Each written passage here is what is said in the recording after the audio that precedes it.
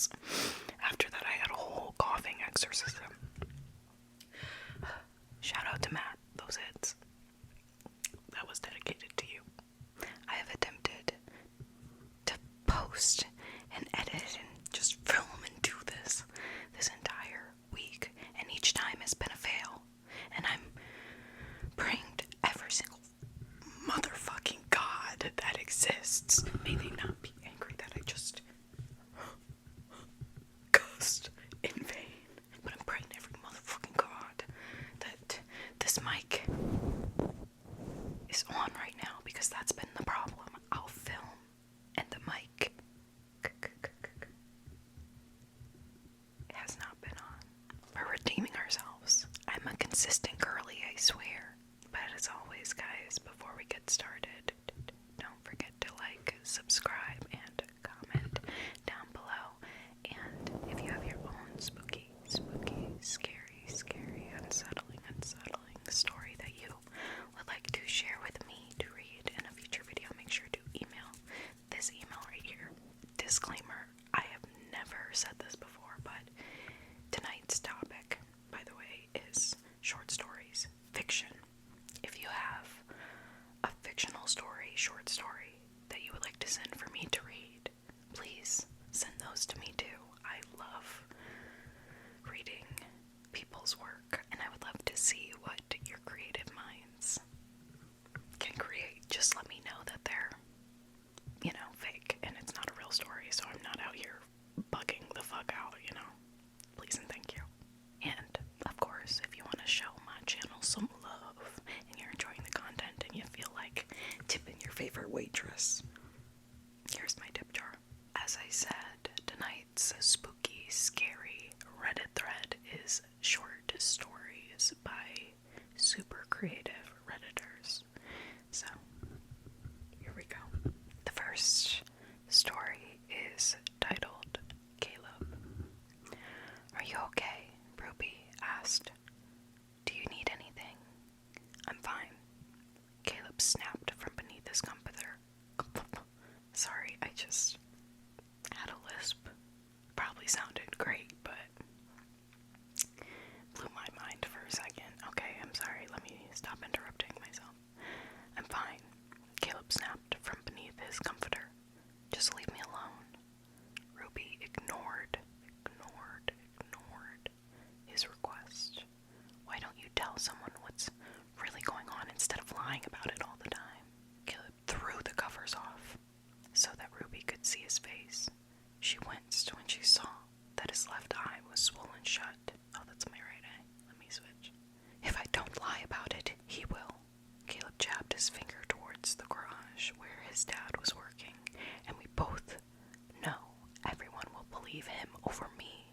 You don't know if that's true or not. Ruby countered. You haven't even tried. I don't need to try. Caleb sneered before hiding under the comforter again. I know it's true. Caleb, his father bellowed. I thought I told you to clean up the kitchen. Ruby saw the comforter shift as Caleb flinched at the sound of his father's voice. He's never going to stop, Ruby said. We already cleaned the kitchen twice. If he's not happy with the job we did, it's not because we did something wrong. It's because he's just looking for a reason to punish you. He gets off on it. Get out here, boy, his father demanded. Don't go, Ruby pleaded. If you do, he's just going to blacken your other eye. Caleb removed the comforter again. He'll do it if I don't go. Then let's leave, Ruby suggested. We can climb out the window.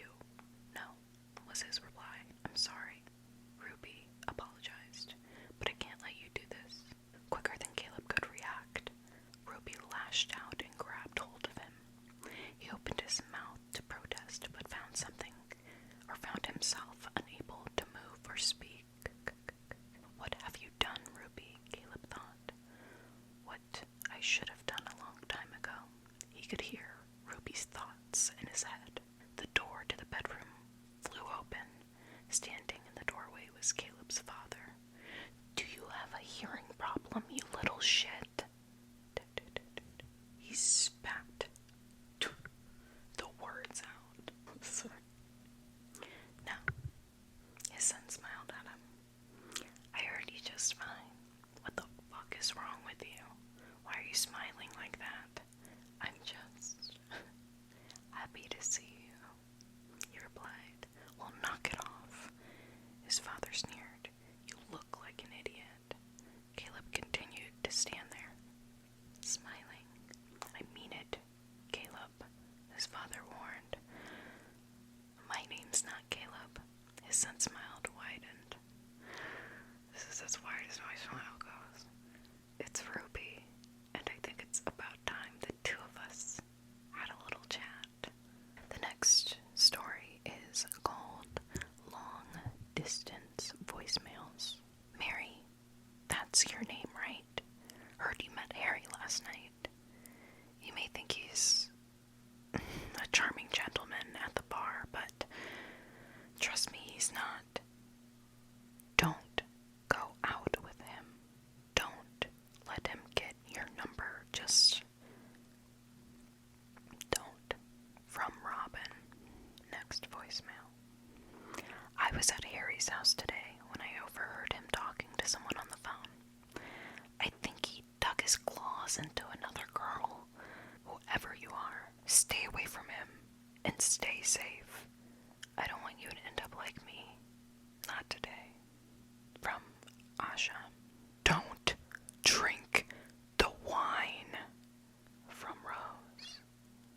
Harry, let her go, man. This isn't funny anymore. Nonsense. Well, you know what you did. From Fred. That's your name, right? I don't know if you'll ever hear this, but don't panic. It's not too late. There's a hole in the corner of the cell. I dug it there. Before he found out and went to bananas. From Zoe. Run, Mary, run. We are all rooting for you. From Diana. To whoever's listening, whoever has my phone now, tell our family about it. How much we love them, cared about them. What the hell? Tell the world. Don't let him get his claws into another girl. We've seen too much blood. He's done too much damage already to all of us. ... From Mary. How do you guys like soft-spoken? I personally am not a fan for myself, but I've been told I have kind of like, not to toot my own horn, but that I have a nice speaking voice, so I don't know if you guys would like me to do more of these type chats with y'all, but this is an option. I'm gonna leave it there, and I'm gonna go back to whispering like I always do. The next story is called Book Club. Rod offered to take the wooden chair at the end of the coffee table, but Victoria grinned and patted the couch cushion beside her. I saved you a seat. I don't bite, I promise. Rod returned the smile and sat down.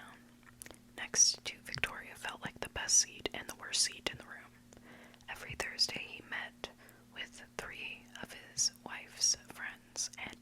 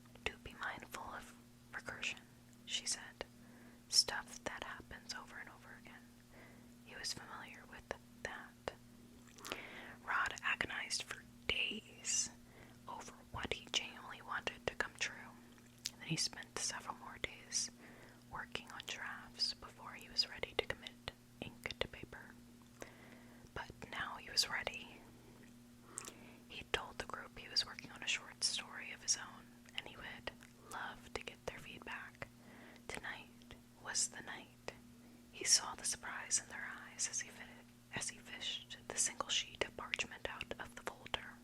His written words seemed different to him somehow, even though he'd rehearsed it several times. No time to worry about that. This story is called Book Club. He cleared his throat and began to read. Rod offered to take the wooden chair at the end of the coffee table, but Victoria grinned and patted the couch cushion beside her. I saved you a seat. I don't bite, I promise. Moral of the story, kids, don't mess with magic stuff. The next story is called Dog. D-O-G. Dog. What does it take to convince people that a miracle has occurred? Not much, apparently. Bill Simpic, anthropologist, May 2028. I was covering the earthquake in Jerusalem. Anyway, I saw a dead dog beside a collapsed house and thought it'd make good art for the story, so I started filming it. Then suddenly, this incredible whirlwind sprung up and threw the dog into the air. When the dog landed, it was walking again. I filmed the whole thing. Great footage. Buck Simpson, cameraman for ABC News, June 2027. A viral footage taken in Jerusalem of a seemingly deceased dog coming back to life after being taken up by a whirlwind is causing excitement among religious communities. Many are said to be taking the incident as a miracle. BBC Evening News, July 2027. There's no doubt this is the great revelation to reaffirm his power and glory. All of us believers must rise up and start building the greatest, the final kingdom of God here in America. PR spokesperson for Liberty Church of America, October 2027. God gave a sign, a demonstration of resurrection in the holy city. What more do we need? Time is now to rise up and strike down the unbelievers and the sinners. Shoot, burn, crucify, kill them all. I say, this is the final crusade. Hank's Prophecy Podcast, December 2027. Yeah, I was in the militia, but it was kind of a weekend thing. But these guys, they left their wives and children to come here all gung-ho. I heard someone calling themselves the Final Crusaders or something. A bunch of nuts, if you ask me. James Madison, December 2028. Patterns of insubordination, mass desertion, armed theft, and most importantly, this new underground group calling themselves the Final Crusaders. All this points to serious disturbances in the military. Whatever is brewing is potent and potentially catastrophic for our republic. Major Burns, U.S. Army, July 2029. People have talked about civil war in this country, but something like that only happens under some well-defined conditions. Critical mass of belligerents, concentrated accumulation of heavy weaponry, capture of authority by rebel groups. We currently have all four in the forms of the Final Crusaders, or in the form of the Final Crusaders. Sean Locke, Professor of Political Science, May 2031.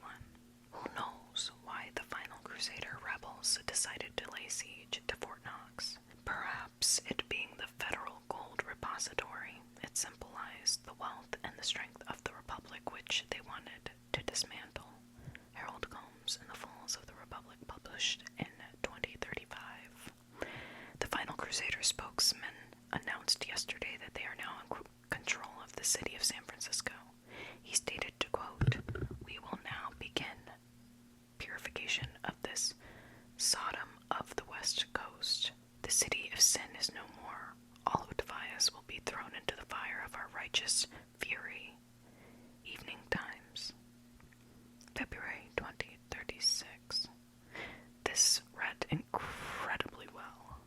just surprised the 700 Club didn't make an appearance. Y'all know who I'm talking about. Y'all know what I'm talking about. The next story is called My Twin Sister Ruined My Life. You know those sets of twins you see in movies or TV shows like The Parent Trap or Sister Sister? Holy shit, I'm sorry. The caption to my Instagram photo that I just posted is Sister Sister. The ones that would run around like best friends playing pranks on their family, having sleepovers every night. Yeah, that's a load of bullshit. I was lucky enough to grow up with a twin that hated my existence. Even when we were toddlers, Marissa resented me. She'd scribble on the walls and scream to her mother that I was to blame, and then spend the rest of the day not speaking to me. When we were in middle school, I won first place in a poetry competition, and she tried to convince everyone that I was passing her work off as my own. We're 18 now, and I can't imagine a life where I am free from her abuse. She taunts me every night. Good night, Brett. See you tomorrow. And the day after. And the day after that. I'll be in your life forever. Today, I really need her to leave me alone. I have an interview for her job this morning that I am so desperately wanting. It's a remote position for a well-known marketing company. Good pay, flexible schedule, and opportunities for advancement. When I told Marissa about it, she feigned a yawn. Boring. Now I'll have to watch you be glued to a computer all day. Why do you even want a job? She complained. Someone has to make money around here. I was halfway through my interview and things were going well. Marissa was lurking off to the side, trying to distract me with stupid faces. Sorry, I tried to make dumb faces. Anyway, I stared intently at the screen as the interviewer continued his questions. We were wrapped up with the interview when I was interrupted by the sound of Marissa moaning loudly in the background, yelling out the interviewer's name. Oh my god, I would have thrown a chair at her. Oh my god, I could feel the anger I would feel in that moment. Oh my gosh. Excuse me, Brittany, is there someone with you there? This is quite inappropriate. I shoved my hand over Marissa's mouth, but she yanked it off and started yelling louder. The interviewer shook his head. I'm sorry. I don't think this will be a good fit. I was impressed with your interview, but it would appear that your lack of professionalism isn't what we're looking for. Have a good day. He ended the call. Boop, boop, boop. I saw red. Yeah, I saw red too for a second. I grabbed the scissors off the table and, oh, not this red. I didn't see that red. I would have just thrown the chair, but she gouged Marissa in the eye, and she tried to shriek in pain, but I punctured her throat before she had the chance. The collar of her shirt turned red as I stabbed her over and over again. I hate you, I screamed, forcing the scissors deeper into her abdomen. When she stopped moving, I dropped the scissors in my body, shaking with that brief moment, or for that brief moment. I was at peace. But then it finally hit me. A seething pain coming from my sides. I felt faint. The realization set in. With the way we are conjoined, we share a lot of vital organs. Oh my goodness. The next story is called My Girlfriend Thinks She's a Vampire. It started out as harmless, so I didn't mind. It was kinky and cute to watch Heather pretending to bite me. She doesn't really drink blood or anything though, so I didn't realize she actually meant it. Recently, however, it's taken a turn. There's a new guy at work, we'll call him Hank, and Heather hates him. Hates his fucking guts. So what brilliant plan did my vampire girlfriend hatch? She wants to bring Hank over to her apartment and beat the shit out of him. She wants to use a hammer, getting her hatred out with every meaty marriage of skull and metal. Ew. Next, right when he's on the verge of death, she'll bite him and then feed him some of her blood and then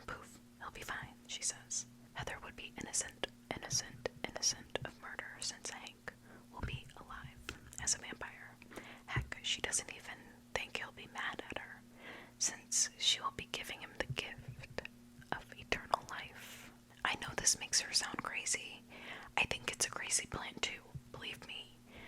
But I'm going to try to talk her out of it without having to explain that she's not a vampire. If I can. The delusion just means too much to her right now. I will keep my reasoning in the universe. I will reason with her that if Hank is so bad now, would she really want him to be around forever? Hopefully that works. Update, it didn't. She agreed that an eternity of Hank would suck, and I thought that would put it to bed. That is, until I walked into her apartment the next morning. A half-brain-dead Hank crawled towards me, spilling juices out of the orifices that were supposed to be on his head, as well as those that weren't. Oh my goodness. His neck sported rough, animalistic tears. Blood gushed out of the wounds. Heather was huddled in the corner, distraught, blood smeared on her mouth. I tried. He wouldn't feed. I walked over to her, annoyed. I told you not to do this. You are not a vampire. She looked at me, surprised and hurt. What do you mean? I turned around and walked over to the moaning sack of flesh. Hank. Remember how I said you wouldn't want Hank to live forever since he was annoying? She nodded slowly. Well, that's sort of like how it is with me and you. Anger and understanding flooded her features. You said you loved me, she howled. And I do, right now, I said, meaning it. I paused, picking Hank up from the floor. I looked back at Heather. I just know myself too well to think that I still win in 1,000 years. Hank continued moaning. Heather started to sob, and the fangs in my mouth began to grow. What a twist. What a twist. This next story is called My Wife Died in 2013. I've spoken to her 9 times since then. I checked my watch once more. 2 minutes. I pulled up a chair next to the wall phone that my old house still had. I felt butterflies in my stomach, which bothered me. I mean, I'd done this so many times that you'd think I'd get used to it, but I just couldn't. It made me so uncomfortable. 1 minute. I glanced over the paper, which was filled with questions I had pre-written for this moment. I knew I wouldn't have long when it finally happened, so I was prepared. A lot of trial and error had brought me to where I was today. I was not about to waste another year, just waiting. Like, I don't know exactly why this happens, but I'm sure as hell going to make the most of it. 10 seconds. 10 seconds until I was able to speak with her once more. 10 seconds to the exact moment she had died. 10 years beforehand. 10 years since she was so cruelly taken from me. From someone who was never brought to justice. I pulled out my phone and set a 1-minute timer. The phone began ringing. I started the timer and answered the phone. Ava, I said cautiously. It was important to begin the conversation slowly without pouring on too much information. I did not want a repeat of 2016. Mark, the voice on the other side said, is that you? Where am I right now? Why is it cold? It's all right, sweetie. You're okay, I said, trying to be soothing. I kept an eye on the clock and, remaining conscious of the time, tried to keep the ball rolling. Oh, Ava, I have a question for you. Do you remember what happened just before now? I was walking by that lake near our house. Someone pushed me and I fell in. That was good. Her memory seemed better this time around. Eva, I need you to do something for me. Can you tell me the color of the person's hoodie? What? Just try for me, please. It was blue, I think.